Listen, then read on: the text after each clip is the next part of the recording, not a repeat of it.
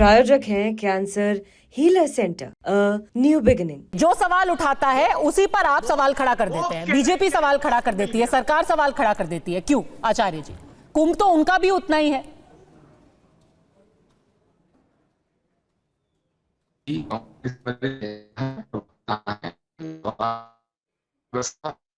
जी, आपका कनेक्शन थोड़ा सा ठीक करते हैं, कुछ वहां पे प्रॉब्लम आ गई है। अवधेश जी, क्या यह सही है इस तरीके की राजनीति करना? देखिए, ऐसा है, आपने जो चर्चा की है, व्यक्तिगत आस्था अपनी रखना, डुबकी लगाना और उस आस्था को देश के हित में, सामाजिक एकता के हित में सामूहिक आस्था में परिणत करना, उसमें लोगों को प्रेरित करना कि देश आस्थावान बने और उसके आधार पर देश को एक सांस्कृतिक आध्यात्मिक क्रांति की ओर ले जाना, दोनों में बहुत अंतर है। दोनों में कोई ये तो कॉन्स्टिट्यूशन में कहीं नहीं लिखा है। हमारे देश में अनेक वामपंथी मित्र इंक्लूडिंग विवेक श्रीवास्तव घरों में पूजा करते हैं, लेकिन बाहर पूजे पाठ को अंधविश्वास बताने का एक प्रचलन था। अब इसको दूसरे रूप में समझिए। पर आपको एक दिलचस्प बात बताऊं, आज डीके शिवकुमार, आज उनको जाना था आदि योगी के लिए महाशिवरात्रि में। उसके पहले उनको बकायदा बाइट देनी पड़ी कि देखिए, मैं जा तो रहा हूं महाशिवरात्रि की पूजा के लिए, लेकिन मैं सभी धर्मों का सम्मान करता हूं। मैं बीजेपी के करीब नहीं जा रहा, मैं सिर्फ महाशिवरात्रि की पूजा करने जा रहा हूं। उनको बकायदा सफाई देनी पड़ी। तो इस समय के कांग्रेस के नेतृत्व का ऐसा दबाव है मनोवैज्ञानिक। देखिए, डीके शिव कुमार ने तो जब चुनाव था तब भी कहा कि मैं हनुमान जी का मंदिर बनवाऊंगा, जगह जगह पूरे कर्नाटक में बनवाऊंगा और बजरंगबली की पूजा करवाऊंगा। रेवंत रेड्डी ने गौ पूजा की कर्नाटका में। देखिए, ऐसा है कि कर्नाटका हमारे देश में हिंदुत्व और सनातन का एक ऐसी आधार भूमि आज भी है जहां कर्म कांड की श्रेष्ठतम शिक्षा मिलती है, और वहां से जो पंडित लोग निकलते हैं वो जगह जगह आपको मंदिरों में मिलेंगे। वो एक अलग पक्ष है, और वो दक्षिण और उत्तर का। देखिए, जो कुंभ में जो इस समय जो कुछ भी हमने एक जन समूह देखा है जो अभूतपूर्व अकल्पनीय है, और वहां से जो लोग निकल रहे हैं, मैंने तो किसी भी एक व्यक्ति के मुंह से नहीं सुना कि मैं यहां से खिन्न होके, दुखी होके या अव्यवस्था से असंतुष्ट होकर जा रहा हूं। जबकि समस्याएं हैं वहां, भीड़ है वहां। जब भीड़ में आपको दिक्कत होती है तो राजनीतिक तौर पर ये समूह जो है परेशानी पैदा कर रहा है। ऐसे ही है हमारे दुनिया में परिवर्तन की एक रूपरेखा। आपको पिछली बार भी मैंने बताया था कि 1789 से ही लगता है, जैसे उससे पहले अमेरिका ने एक 1776 में युद्ध किया, 1789 से ही लोग रोटी रोटी चिल्लाते जो बढ़ रहे हैं मैरी एंटवाइनेट के जो है राजमहल की ओर, या जो माओ त्से तुंग के साथ जो है रूट मार्च चल रहा है, रेड मार्च, वही क्रांति है। भारत ने हमेशा आध्यात्मिक सांस्कृतिक क्रांति की बात की है। राजनीतिक क्रांति का हमारे यहां महत्व उतना नहीं है। राजनीति भी उस क्रांति में सहयोग करे। तो आप कह रहे हैं ये सांस्कृतिक क्रांति का हिस्सा है? ये महाक्रांति की शुरुआत है, ये संकेत है। जैसे मैं एक उदाहरण आपको छोटा सा देके अपनी बात खत्म कर रहा हूं। देखिए, नदियां जब पहाड़ से निकलती है तो आप देखेंगे कि वो बूंद बूंद बूंद बूंद गिरती है, उसमें कोई शक्ति नजर नहीं आती है, लेकिन धीरे धीरे वो पत्थर घिसते हुए पहाड़ के अंदर से छेद करते हुए और बाहर विराट रूप में होता है।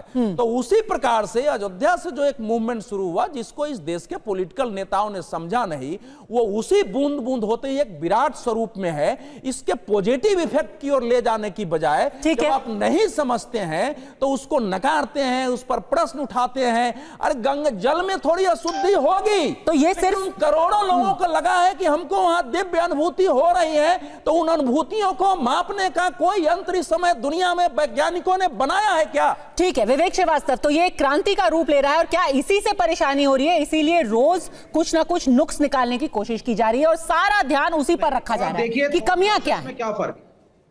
नहीं, आप सुनिए पहले थॉट प्रोसेस में क्या फर्क है। मुझे तो पहले ये बताइए, ये अवधेश जी बता दें या इसके पहले आचार्य जी बैठे थे वो बता दें कि भैया कॉन्स्टिट्यूशन में कहां लिखा है कि it is the duty of the government to promote one religion.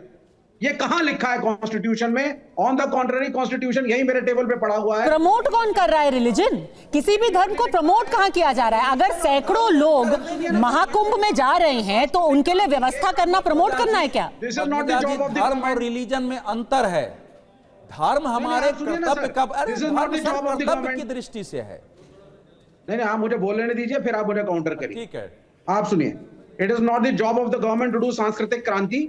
मेरा कॉन्स्टिट्यूशन क्लियरली बोल रहा है the state has to be neutral, आपका काम कुंभ को फैसिलिटेट करना है। न्यूट्रल क्या होता करवाना है? है। न्यूट्रल क्या होता है कि आदमी पूजा करना बंद कर दे, आदमी अपना धर्म का निर्वाहन बंद कर दे। मठाधीश के रूप में इनविटेशन देकर के लोगों को बुलाएं, उनका अधिकार है। अरे विवेक जी, न्यूट्रल क्या होता है? धर्म त्याग दे अपना, प्राइम मिनिस्टर नास्तिक बन जाए क्योंकि कोई मुख्यमंत्री है या प्रधानमंत्री है तो कहे मेरा कोई धर्म ही नहीं है। नास्तिक बन जाए भैया, कॉन्स्टिट्यूशन को देख दो, फिर बोल दो। कॉन्स्टिट्यूशन में कहां लिखा है कि कोई आदमी अपने धर्म का त्याग कर दे क्योंकि वो मुख्यमंत्री या प्रधानमंत्री बना है? करो नहीं, व्यक्तिगत करो।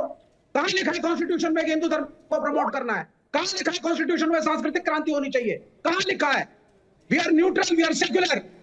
आप प्रियम्बल पढ़िए पहले कॉन्स्टिट्यूशन का। ऐसा है कि फंडामेंटल राइट्स और फंडामेंटल का अर्थ हमारे यहाँ सर्वधर्म समभाव रहा है। आप कॉन्स्टिट्यूशन असेंबली का पूरा बहस देखिए विवेक जी, कॉन्स्टिट्यूएंट असेंबली के पूरी बहस में हमारे देश में सेकुलरिज्म का एक ही अर्थ रहा है, सर्वधर्म समभाव। न राज्य किसी रिलीजन के पंथ के विरुद्ध जाएगा और न राज्य किसी पंथ के अपने आप को रिप्रेजेंट करेगा कि हम उसी पंथ के हैं, लेकिन किसी भी पंथ के धार्मिक कार्य को सहभागी करना यह सेकुलरिज्म के विरुद्ध नहीं होता है, पहली बात। दूसरा, वहां किसी धर्म और पूजा पाठ, सुनिए हमारे यहाँ उस ढंग से रिलीजन नहीं है कि हमने एक ही हमारे संस्थापक है, हमारे पास एक ही कोई मूर्ति है जिसकी पूजा करना है, एक ही पुस्तक को मानना है। डुबकी लगाना किस देवता की पूजा है भाई? इतने लोग जा रहे हैं कुंभ में डुबकी लगाने, वहां जातीय भेद अगर समाप्त हो रहे हैं, ये कौन सा रिलीजन और पंथ है? आपका जो संविधान और धर्मनिरपेक्षता की डेफिनेशन है ना, वो तो बहुत ही अजीबोगरीब है। क्योंकि मैं आपको बता दूं कि एक ऐसा कुंभ था विवेक जी जहां पर हिंदू गए, जहां पर मुसलमान गए, जहां पर सिख गए और तो और 73 देशों के राजनयिक, जिनमें से ज्यादातर लोग ईसाई थे, वो भी जाकर के डुबकी लगा करके आए हैं। तो या तो वो सब के सब हिंदुत्ववादी हो गए आपकी परिभाषा के मुताबिक, और वो सभी संविधान के विरोधी हैं। जी ने एक वो महिला हर्षा बुलाई, वो आकर के ब्यूटी पार्लर से नकली जटाएं लगा करके साधु बन रहे हैं। आधे से ज्यादा लोग वहां घूमने अरे सर, वही है ना, जाकी रही भावना जैसी। आपको वही लोग दिखेंगे, आपको वो नहीं दिखेंगे जो सैकड़ों लोग देश विदेश से, अमेरिका से, ऑस्ट्रेलिया से, अंबाला से, अमरोहा से, सब के सब महाकुंभ में डुबकी लगाने आ रहे हैं। आपको कोई एक महिला दिखेगी जो कि नकली जटाएं लगा करके आ गई, और आप उसी पर 73 मिनट यहाँ पर डिबेट करेंगे। आजम खान को खड़ा किया पड़तरे में।